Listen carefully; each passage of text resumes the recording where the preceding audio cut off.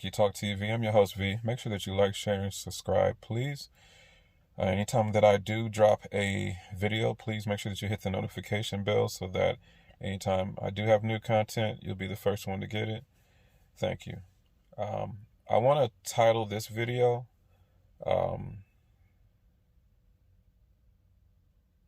Everybody Want to Be Jesus, but Don't Want to Be Jesus. Forgive me for the pause. How I got that title had nothing to do with Jesus, but we're going to talk about Jesus. How I actually got that title was because I was actually up at like 3 in the morning. That happens to me a lot, unfortunately. Not able to sleep well right now, but there was this comedian that passed away now, and his name was Paul Mooney, and famous black comedian. He actually wrote jokes for Richard Pryor and stuff like that. Had a decent career, but a lot of you know him and a lot of you don't. But he had this skit, and I want to say it was with Dave Chappelle. And I'm not going to say the words he said, but you'll be able to read between the lines. So what he said, because obviously the term is used as a derogatory term, but like black people tend to use it as a term of endearment and things like that. But what he was saying is that he said, everybody want to be a ninja, but don't want to be a ninja. And that's where I got that title from. But it came to me that way. It was funny because I hadn't watched that in years, and I wasn't thinking about it or anything like that. It just came to me that way. But as a matter of fact, I was talking to a friend of mine. I know you're like, well, who's up at 3 in the morning? Anyway, this friend was up at 3 in the morning. But that came to me that way. And I realized, we're good to be I'm trying to imitate the life of Jesus Christ. I'm trying to be an example of the life that Jesus set forth for us to be. And so many different other things. Like we say we want to do these things of Jesus, rather it's the politically the politically correct thing to say, or to impress other people, or just to make it seem like we doing something that, most people aren't doing. But the thing is that our lifestyle actually proves who we want to be. And a lot of times I say that because a lot of people are doing it. I won't even say doing it, but they're doing the opposite of doing it. I've mentioned these things before, but when you really look at the life of Jesus, you look at how he conducted himself, not just for himself, but with others. You'll be like, man, he showed compassion all the time. He showed extreme amount of humility. He showed an extreme amount of sensitivity. And all these particular words I'm naming, these are like curse words to people, especially men, because I said it before, men are typically, and especially more in the black men community, where they're brought up to be more hardcore, things like that. Well, Jesus did the opposite. He was actually the opposite. And we say that, it's funny because I'm saying that because if we really look at our lives, we can really agree with that. We can look at it how the way we even raise our own children, if we have sons, how tough, especially, and once again, I'm talking not to all, but I'm saying mostly black people have a problem with this. And I can even go on to say Hispanics do too. They kind of typically raise their kids the same way when it comes to that, especially the boys. They feel like you have to be hard with them, that you're raising them not to be a punk, and these types of things. But that's not what Jesus was on. And we say that, those same men will say that I'm trying to emulate God's life. I'm trying to, do it how he did it, in these things. And it's not just hypocritical, but it's the opposite, That's something that we got to deal with as people. Like, we have to get to the point where we're not afraid to uncover this mask that we wear, where we can just take it completely off, and be comfortable with exposing our face, which means exposing our real hand, exposing who we really are, confessing our faults to one another, and having accountability partners, people who will help us be in line with what we really want to be, and vice versa, where we help people do the same thing. But yet we're all in the churches, and we're all, when we get together, we put on that mask, and it seems like a safe place to hide. So we get to the point where we adore the mask, and we hide behind that mask, and we don't want to uncover anything, and we don't admit our faults to one another. And so what we don't want to uncover, our real face, ends up just being hidden. We sweep it under the rug. We don't deal with the issues. In other words, what I'm trying to say is that what we live privately, we're too embarrassed to live that publicly. And I would just use that as I should have probably named it that, this video that. But, we got to get to the point where it's the opposite, where what we are living privately, we'll be happy to conduct that publicly. At least that'll help us get on the right track. It seems like we don't want to. Like, people are so religious nowadays that they don't even understand the terms of being religious. A lot of people think that they're actually doing it God's way. And that's why when we do end up closing our eyes and meeting God, we're going to be surprised, because we're going to be trying to tell him all of our works. Because people are out here living on works, like, oh, I don't cuss, I don't drink, I don't, do this, that, and the third, I don't, whatever, all the I don'ts. So we're quick to throw those I don'ts out there, but we never throw the I do's out there.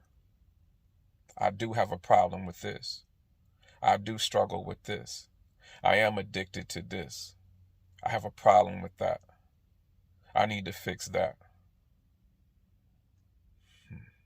That's deep. It really makes you think, like, wow, like, if you look at it that way, it's like, wow, people really are living off of their works. And it's like, when you look at what you don't do, and sometimes you can be like, well, I pay tithes, I do this and that, I've helped the homeless once a week or something like that, right? So those could be some I do's too, right? But what I'm talking about, I do, is like, I struggle with this. I'm addicted to that. Like those type of eyes. Those are the things that I'm talking about, more of what we're doing. I'm glad that came to my mind. Thanks, Holy Spirit. Because people could take that another way and just talk about, I do this, I do that, like more of works again, more religion again, and would pass the person on the street that's broken down and wouldn't help them, the same person, the same people, would criticize particular groups of people based upon what they do that may not be pleasing to God or whatnot, versus trying to show love and trying to show the love of God, and honestly treat them the way that God would treat them. Because a lot of the way that you guys talk about people and you treat people, that's not the way God will handle people. It's not. And you guys know it. So everybody want to be Jesus, but don't nobody really want to be Jesus. You are comfortable being in that mask. You're comfortable being yourself. But you're going to use those, and what I was saying earlier, and I'm glad I just came back to that too. These same people, when they close their eyes for good, are going to meet Jesus. And when he says that he don't know you, you're going to be like, I did this. I did that. I did this in your name. I healed these people in your name. I paid tithes every week. I was at these conferences. I gave towards the building fund. I did this. I was good to whatever. People, these people, whatever. Blah, blah, blah, blah, blah, blah, blah, blah. And he's going to say, I never knew you. I don't know you. That's why it's going to be so many people in that situation. Because everybody want to be like Jesus, but don't want to be Jesus.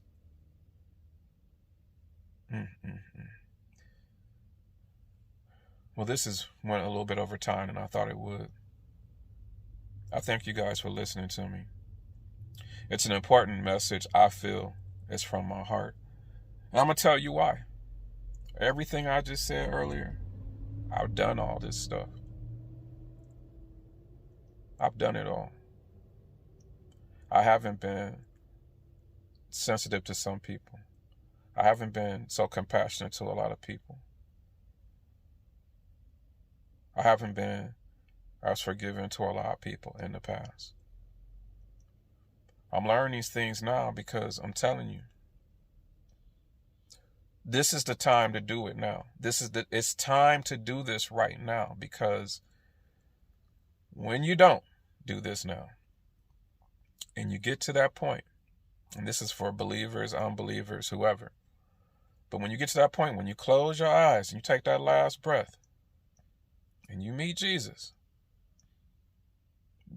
and especially for unbelievers, it's going to be like, man, I heard about you, I was told about you,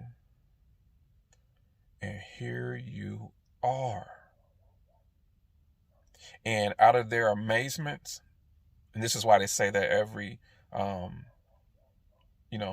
tongue shall confess and every knee shall bow, because out of their amazement of that moment, when that happens, they're going to bow instantly. Like, they're not even going to realize they're bowing. They're going to be in such awe that they're just going to automatically just get on their knees and bow to Jesus. And they're going to beg him at that particular point to let them in. But the problem's going to be, it's going to be too late.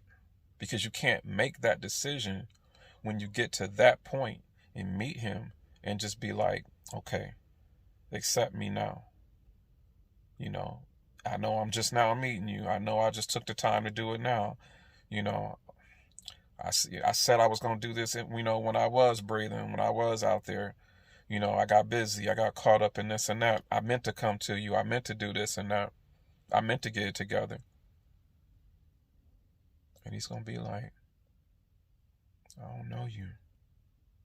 I don't know you. Who are you? He's going to release you to an eternity that you don't want to see. You think it's hard down here, and it is. You think it's hard here. This is just an appetizer. But the eternity, that's a real place. And you have a real soul. And you're going to really feel What's going to happen? Rather, that's going to be the kingdom of heaven or the hell. You're going to feel either one for eternity. Like I said, this is just an appetizer. This thing on life, I mean, if you're lucky, out here, you'll get what, 70 to 100, something years maybe. If you're lucky. Like, but that's eternity. And all that stuff you felt here, let's just say if it was pain and all that kind of stuff, that pain will have no type of, you would be happy for that kind of pain that you had on the earth versus going through a hell experience where your skin is burning on and off for eternity. And you actually feel that because you still have your soul. You're still going to have that. You're going to feel that. That's why it's pertinent that you get it together now. That you look at things now, you reevaluate things now and change this now. Anyhow, I like this video because this may be the realest video that I've done. And I don't say that lightly. Please, whatever you're doing, do it now. Don't say, I'm going to get with you 2 weeks, Lord. I'm going to get with you later. Let me go, run through a few more females. Let me go get this money over here and do this and that. You're never going to do it. You're never going to be late if you wait on yourself. You're not. You're never going to be ready. You have to make yourself ready right now. You have to force yourself to be ready right now. This is not going to be something that you just want to do. Just do it. Just do it. Because you know why? Everybody want to be like Jesus, but don't nobody want to really be like Jesus. That's real. I love you guys. In Jesus' mighty name. Peace.